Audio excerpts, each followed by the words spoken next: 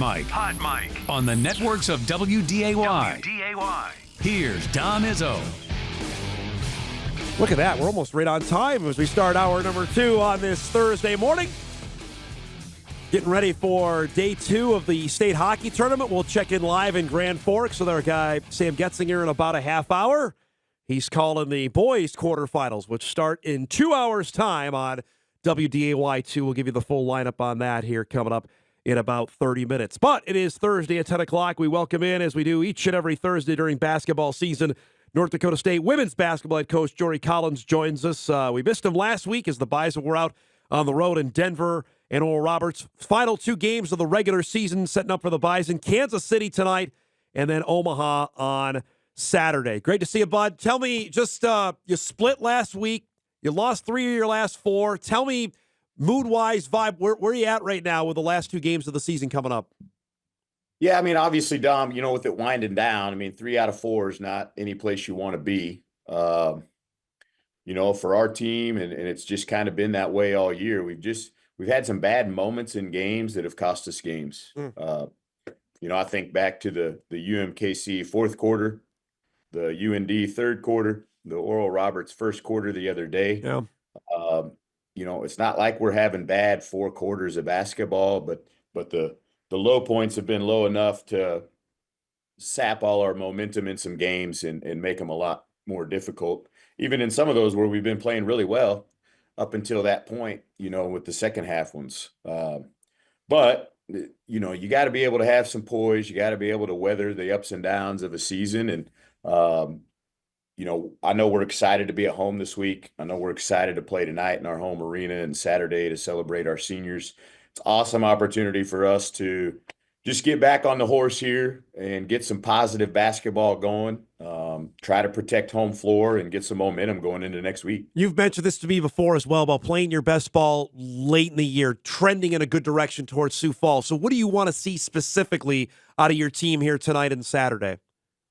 Well, I want to see, number one, tonight, I want to see our first 5 come out with some intensity tonight and set the tone for us on both ends of the floor. It had nothing to do with the score, but how we're playing, how locked in are we defensively, and then how are we handling pressure and executing offensively to set the tone for our team in the first few minutes. There's things that go on down. We've had multiple people with sick and out, and that plays a part a little bit in your consistency in some games. I think we're finally back to where this week we've had full everybody practicing. And finally feel like we have our full team here ready to go. So I think that, establishing those roles that we've had for a long time and getting back to some consistency with positions and some of that will be good for us too. People may say that's an excuse, Jory, but it's real. You've been dealing with this for 3 weeks, right? With either various ailments on whether it be Draper, Schulte, Coonan, those are your 3 horses right there. Yeah, and you never want to make excuses. Well, when kids don't practice for a week and can't run or breathe, you're not going to play basketball very good. The people that are stepping up behind all those guys are really young players and have done an admirable job, and I'm proud of them. But you're just not going to get the same thing, unless out of your veterans, as you do sometimes, and that's part of it. And everybody's got it. I'm not saying we're the only team that's dealt with any of that stuff, but in particular, the last 2 weeks, that's affected us a little bit. And like I said, I'm happy that we're all feeling good now and we're ready to roll. I know you probably don't want to think about it, but I got to ask you about Saturday's game at Oral Roberts and the 28 turnovers. You give up 100 points. Just the level of frustration, I'm sure, had to be high. What happened? Was it just I know it was their senior day. We were visiting off air about this. What did you see was a culmination of things that maybe added up to the perfect storm for them? Yeah, I just think they were super juiced up to play, and I don't know that we were. In the first, 3 to 5 minutes, we had some mental mistakes. I think we turned the ball over 3 of our first 4 possessions. And I'm talking, these are people that are open. We threw it right to them 2 times, and they go shoot layups. Out of their 28 turnovers down, 17 of them were steals. That's the first time I've ever given up 100 as a head coach. And I just about went home and cried for 15 minutes that night because I was so upset about it. And that's how you do it is you turn it over that many times and you give up 17 steals for live ball turnovers. And that tells me that we weren't super locked in.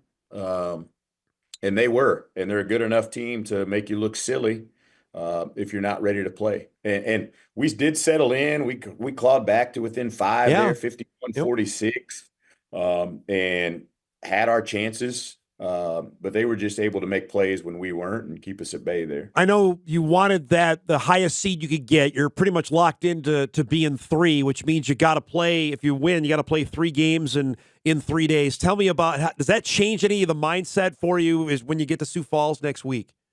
No, I mean I don't think so. That's for me as a coach, I was used to that in the old MIAA. Every other year it was switched the guys and the girls who had to play 3 days in a row.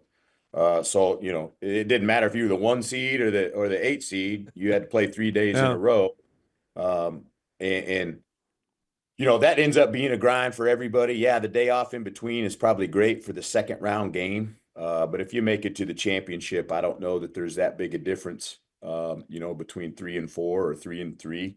As well as I do, when you get to tournament time, it's absolutely one game at a time. Do the best you can and refocus and attack the next one. You mentioned with your youth, I was curious on this to ask you, how do you feel stamina-wise they're at? This is the longest they played, most games they played, travel all through that. How do you feel for your young players? They've handled that so far. Yeah, I think there's definitely, I think Marissa Frost had a little lull here the last couple weeks, and she's been averaging double figures for us all year long, Yeah. and then has maybe made 4 baskets in the last 4 games, or something like Yeah. that. And there's without question I've seen her this week kind of catch a second wind, which I think everybody does. I think just about every freshman hit a wall at some point, and then you kind of bust through it and keep going. I think Claire's already had hers. Claire had her best week, last week, which was great to see. And our other players, our sophomores, all aren't affected by that. They've been in it a year now, so I expect us to play well this weekend, Don. The matchup with Kansas City, and we've talked about this. There's some teams that just match up odd. Kansas City is that one for you. What do you expect to see tonight? Is it the same old, hey, we know what they're going to do. We have to adjust to that. Yeah, I mean they're playing a little different now than they were when we played them last time. They're playing smaller and almost playing 5 guards really, and they're going to get after us. It's can we handle the ball?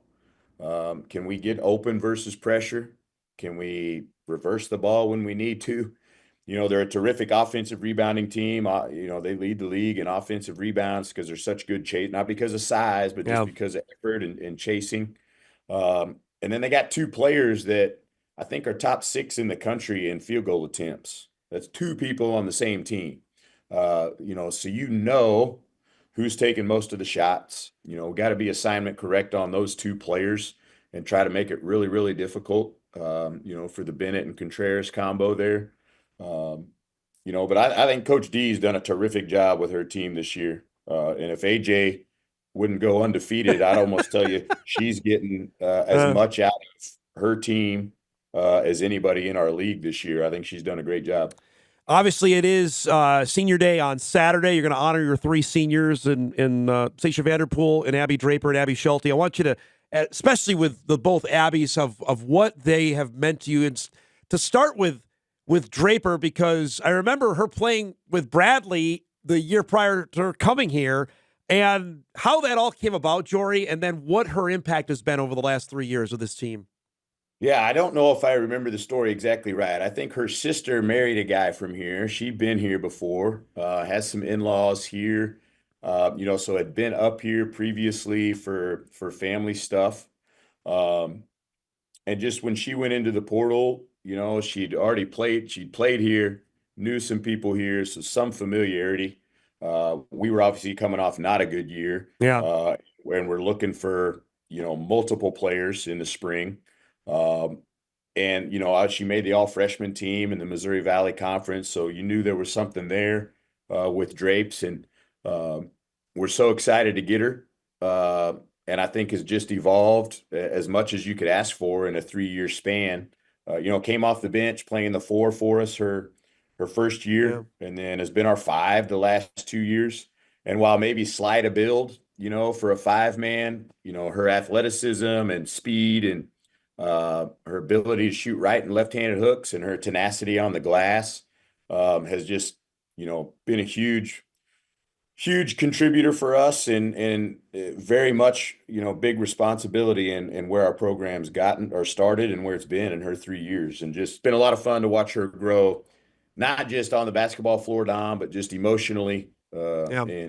and mentally as well. The fact that her parents actually moved up here, do you remember that conversation when she told you that? What was going down with that? Well, when you're able to work, from home, mom's in daycare Yeah. and it's able to do that at a lot of places. And Brooke can do that. And Randy's able to really work from wherever for his job. And, if I was them and my kid was playing college Yeah. somewhere, I'd do the same thing if I was able. I mean, how much fun is it? They've been to every single game this year. They told me that Everywhere. they went to Alaska, Charleston, New Orleans, Anchorage, Seattle. I mean, they've been everywhere. So I know that's something, those are memories you get to have forever. And I think it was really cool. and normally they're right behind the bench, right? Are you hearing Randy right behind the bench? Oh yeah. Randy gets into it. He gets pretty fired up about it. I appreciate it. Abby Schulte, you was your first recruit. Give us the backstory on the recruiting pitch job there and why she was the perfect fit for you. Yeah, I mean, geez, when we got here, I was calling everybody, and who do you got that can help us? And I remember talking to Mark Smith with the Minnesota Stars, and he brought up Abby Schulte's name, and as soon as we could that summer, got out to watch. I obviously loved her size, loved her court vision, defensive ability to get to the rim. When you're starting like that, you're trying to get better players than what you got and trying to improve the talent level 1 through 13 on your team as much as possible. And then obviously, as a terrific young lady, great family, knew that there was going to be the right support behind her. Yeah.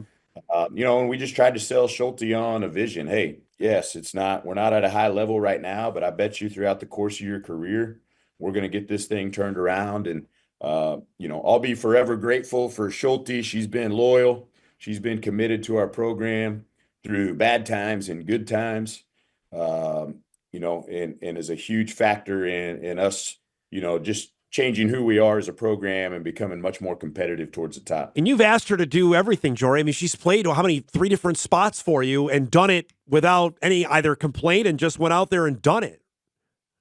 Yeah, I mean, that's part of, when you're trying to put together a team and you're getting players and you got to mix and match and what's the best position, this year, what's the best position this week. And she's just versatile enough to do all those things with who she is as a player. And it's allowed other people to maybe be at their best in other positions, even if she has to take a back seat in certain strengths and things like that. But she's always been a 100% team player and just wants to do what's best for our team. Her teammates know that. Her coaches know that. That's what everybody truly appreciates about her. You've done this a lot. How I know last year with Heaven, I know the emotions were up there. Is that something you hold in check? Is that something for after the game? How do you handle that prior to the game?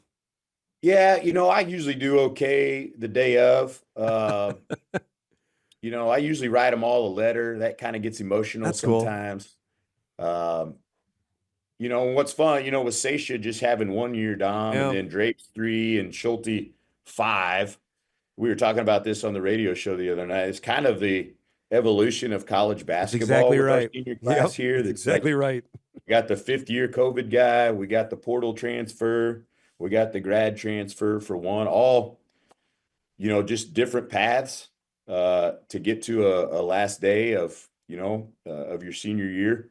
So I think it's a unique group in that regard, but have all impacted us in such a great way. I always I go to you. It's unfair or not about any women's basketball conversation. Diana Taurasi announced her retirement earlier this week. Is there a male comparison at all to what she did on the court, Jory. I don't know if there is. For what she did and how much she won, I don't know if there's a male counterpart to her.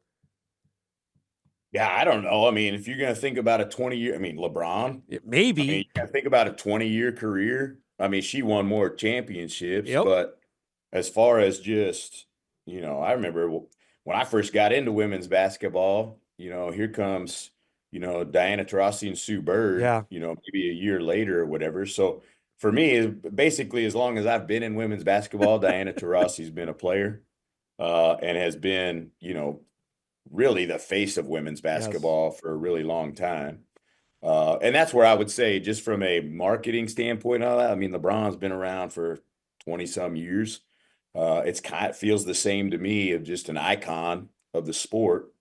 But man, she was awesome. Oh. Always fun to watch her play. Loved her competitive fire, like just not afraid to mix it up, not afraid to talk trash. I thought she was always fun to watch. And she always backed it up, too. That was the best part about it. She was going to talk smack. It's easy to talk trash when you're better than everybody else you're going against, too. It's great to see you, bud. Thanks so much for the time. We'll see you tonight at the Shack, okay? Okay, sounds good. Thanks. Jory Collins joins us each and every Thursday at 10 o'clock. Bison in Kansas City coming up tonight, 7 o'clock. You'll see it live here on Extra. And then the game on Saturday is a 1 o'clock tip. That'll be senior day as they take on the Omaha Mavericks, and that'll wrap up the regular season. Bison are going to be the 3 seed. Even with St. Thomas beat Oral Roberts last night, that same ORU team that scored 100 on the Bison got knocked off in St. Paul. But even if the Bison were to slip up and lose these last 2 games, they're 9-5 in conference play, and St. Thomas is now 9-6. And St. Thomas still has to play the Jackrabbits on Saturday. And that would be the biggest upset of the last 4 years in women's basketball in the Summit League if St. Thomas were to go into Brookings and win. That notwithstanding, if that were to happen, then we'd have to stop the presses on that. But the Bison have the tiebreaker on St. Thomas because they swept them in the regular season. So NDSU is going to be the 3 seed. It's just a matter of who they're going to play in Sioux Falls. It could be UND, could be Denver, a couple other teams in the mix down there. But I think for Jory, and you heard it there, and we got to go to break, he just wants to see some consistent play here. The last 2 games, everybody's back at home. They've been really good at the Shack over the last 3 years to see if they can put some wins together for heading down to Sioux Falls and then see what happens. We're due for a break. We'll get one in here. We'll get caught up. We got a bunch of emails to get to, and also on the hiring of Dan Larson. NDSU has its offensive coordinator, and it's on its staff. We'll do that when Hot Mike returns right after this.